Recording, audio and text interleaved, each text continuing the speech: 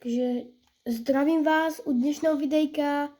Dneska si zhodnotíme shop, nie celý, zhodnotíme si len tieto tryhard skiny a ešte tieto. A potom battle passy možno. Hej. Ok, takže začneme tryhard skinami, hej. Inak dneska je 13.12. Len tak, pre info, hej. Recon expertka. Vždycky to budem robiť tak, že najprv sa pozrieme na skin. Ja ho ohodnotím od 0 do 10. OK? Takže Recon expertka. OK. Tomuto skinu 1200 V-bucksov, hej. Tam mám tak 7 z 10, není to nič moc ako. Survička. Tento style je populárny u Mogrela. Tento zase u tých prohráčov ako u tých top prohráčov. Vidíte, hej. Ten tryhard skin. Lace.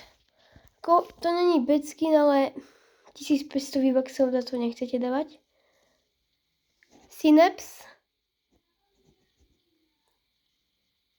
To není nič moc ako taký skin. Hej, toto je ten druhý stav, ten sa mi docela páči.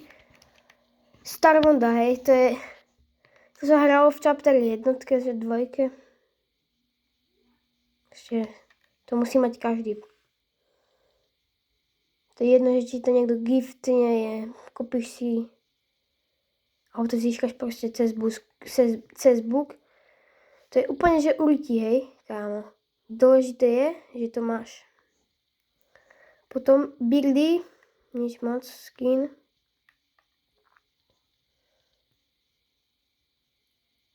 Neviem, mne sa mi moc nepáči.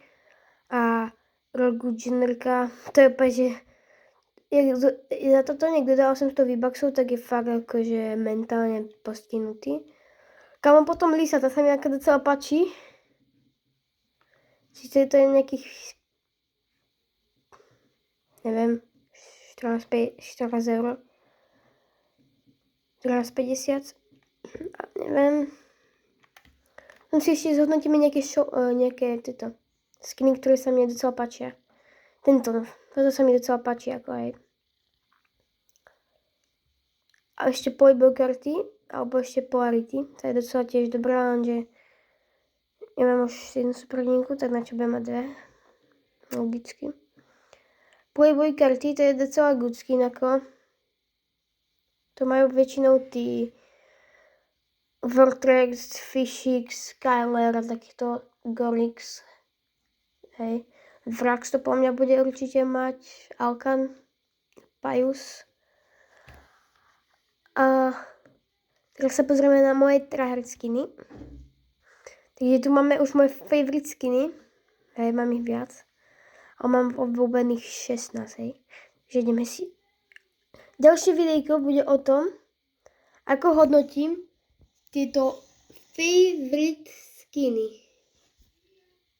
Ok, tak čus.